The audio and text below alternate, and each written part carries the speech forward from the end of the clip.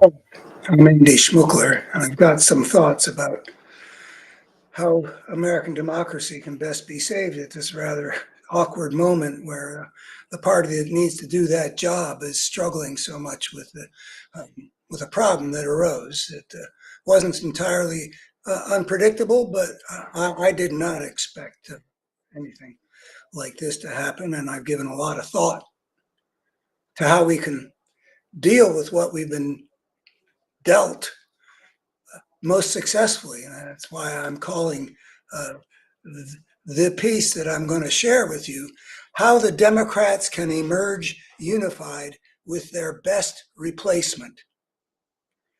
And in terms of the beginning of this piece, another title it could have is with stakes this huge, no conclusions should be automatic. The survival of American democracy, many believe, and I'm among them, depends on the Democratic candidate for president defeating Donald Trump in the upcoming presidential election. With stakes as huge as that, no effort should be spared in making sure that happens. And that effort now demands that we choose our strongest possible champion in that battle against Trump. The preponderance of opinion among the most knowledgeable people in the anti-Trump world, as I read it, is that President Biden must voluntarily withdraw from the race. In their reading of the American electorate, we would increase our chance of winning by creating an opening for a replacement to take the place at the top of the ticket. What I don't say there is the obverse side of that is that there's considerable fear that if Joe Biden doesn't withdraw from the race, Trump is going to win, most likely, and we would lose a huge amount. Only Biden can make that choice. Though Biden has declared that only God Almighty could persuade him to step aside, I would bet that the continuing pressure from his allies will get Biden to step down. Eventually, the sooner the better, I would like to say. For him, his place in history, and for the country.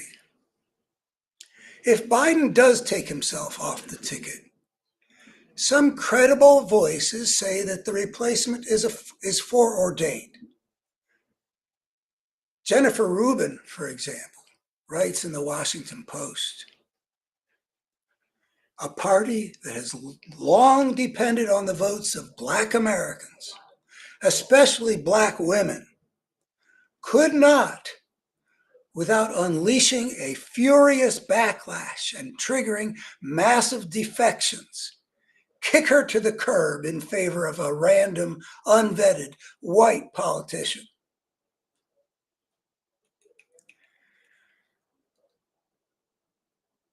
I generally have a lot of respect for Jennifer Rubin, but I think she's wrong here. I'll show you why. With the stakes of this election so high, such an assertion warrants scrutiny. If the democratic world assumed that it was true and automatically replaced Joe with Kamala, when someone more likely to win might have been chosen, that would be a mistake that might resound through history. The loss of American democracy is no small thing. If it happened, historians would be wondering, why did it happen? Why did the people who understood what was at stake proceed the way they did? I believe Rubin's assumption that nominating anyone but Kamala would produce a furious backlash is false. A way forward can be devised that would get us to our optimal outcome, Kamala perhaps, or someone else, while keeping all the constituencies of the Democratic Party feeling good and unified. In this process I'm about to describe, nobody gets kicked to the curb.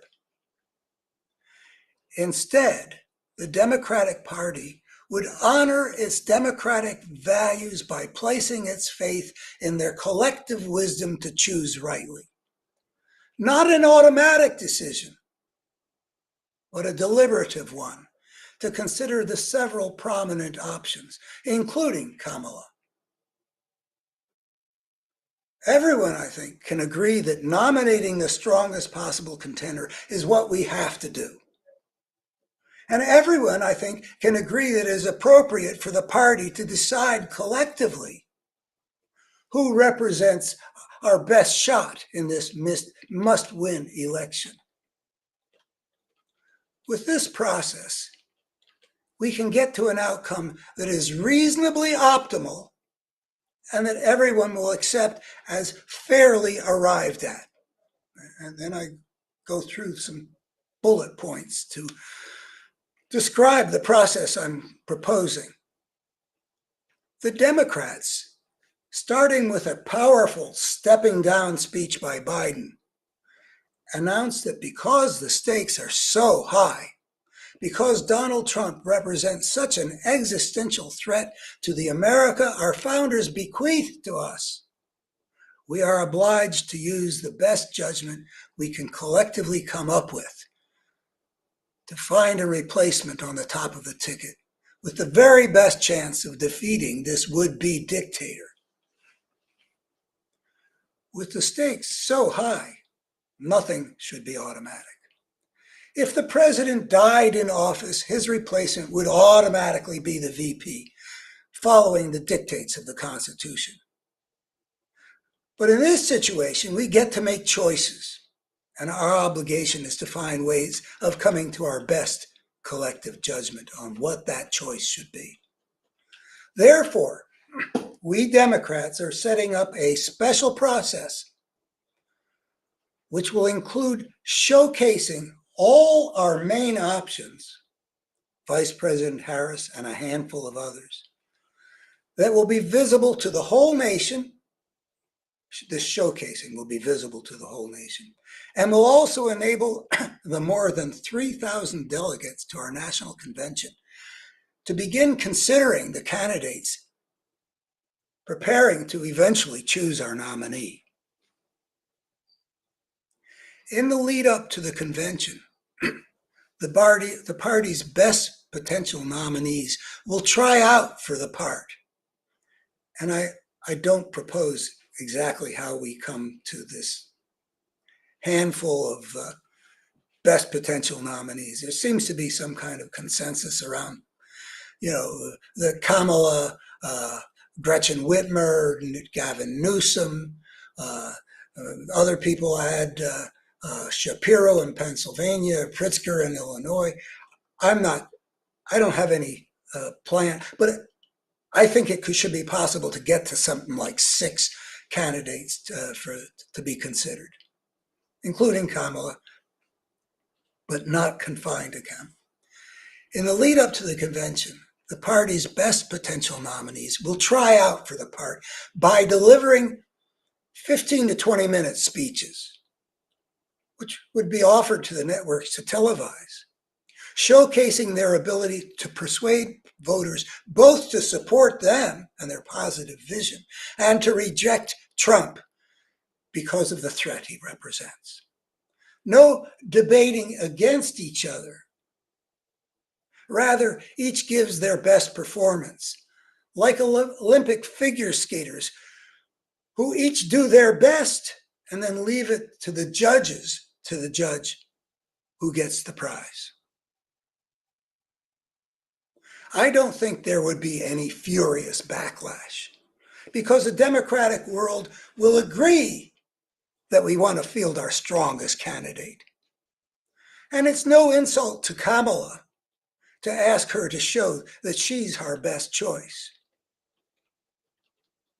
After the convention, after more nationally televised presentations, the potential nominees, combining their positive pitches with their anti-Trump warnings, the delegates would all vote. And again, there's no need for there to be a mess. Ranked choice voting can be used so that a consensus choice can be arrived at as quickly as we want.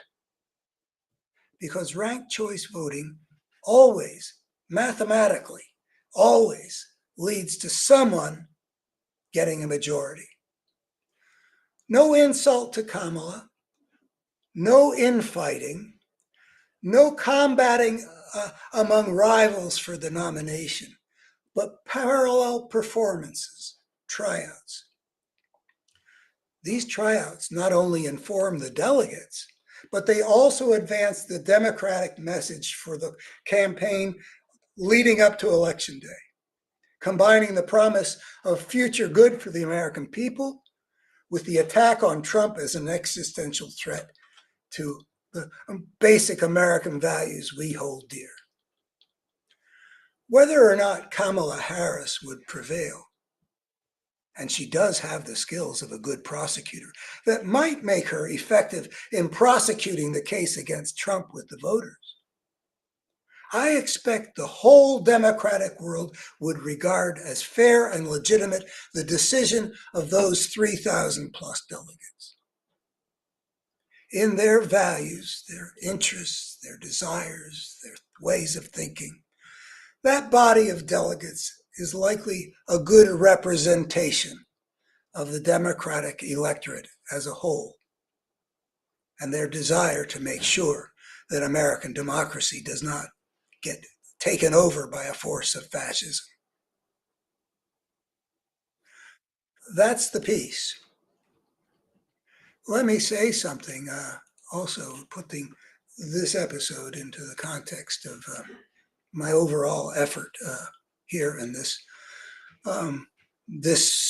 video project, which I've undertaken with a particular mission, which is develop a sufficient following to convey what I call a better human story, which what we're wrestling with is an immediate historic American version of a larger problem, which I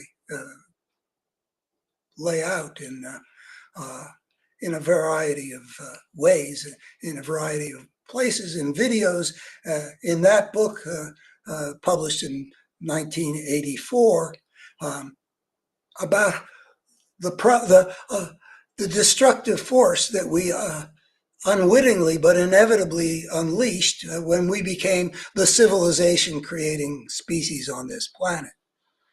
That we are contending with something that we need to recognize so that we can defeat it, because the survival of human civilization on this planet is in danger in the not so many generations. But if we don't understand what we're up against, and that's the title of that book I wrote, published in 2015, we're going to have more difficulty getting our civilization ordered the way we need to, if we're going to survive as a part of life on Earth, but civilized, that we now jeopardize on this Earth with nuclear weapons and severe damage done to the biosphere, and manifested in history-making heat waves and history-making hurricanes and all that stuff. There's a big picture, and our immediate job, which is what I dealt with here, is but for this better human story to have the beneficial effect I think it would have on our chances, I've got to get it out there. And to get it out there, I got to develop a following. And I've tried to do that by having a regular live stream that goes 2 to 3 hours every Monday and Thursday morning from 11 till, whatever. And this is the last time I'm going to appear here on that kind of time schedule, because so I've concluded there is a better way for me to seek a following, and that's to make shorter things which are more focused on something that people have clicked on because they find it of interest. So what I'm going to do henceforth is I'm just going to make things when I got something to say, and I'll put it out there, and I will hope that people will find out about it and go to it. If you've already been a follower of mine here on these live streams, I hope you'll make sure that you have done what you can in terms of follow or subscribe or something like that, so you'll know when I post something. And my request to you too is that if you find that one of these things that you go look at is something you think would be good to share with other people that would find it interesting, I would appreciate if you would pass all this along to those other people. That's what I'm going to be trying to do. I won't be on a schedule. I'll be releasing more brief and pointed as the occasions arise, and it'll just be my continuing effort to put out into the world an integrative vision from the level of the evolution of civilization over the last 10,000 years to the battle today in America and elsewhere between democracy and fascism. All parts of the same picture of the human story and the human dilemma that we inadvertently plunged into when we became the first species on this planet to extricate itself from the niche in which it evolved biologically by inventing our own way of life, and thereby creating putting ourselves into a disordered world that has a systemic dynamic that makes it inevitable that regardless of what our nature is, we're going to be contending with some pretty destructive stuff, which we have been, as any student of human history can attest. I think it is irrefutable that the ugliness we see in human history is not a clear picture of what we are by creatures, by nature as creatures. We are better creatures, and we have the capacity to make a better world. And part of that has got to be defeating Donald Trump in November, and that's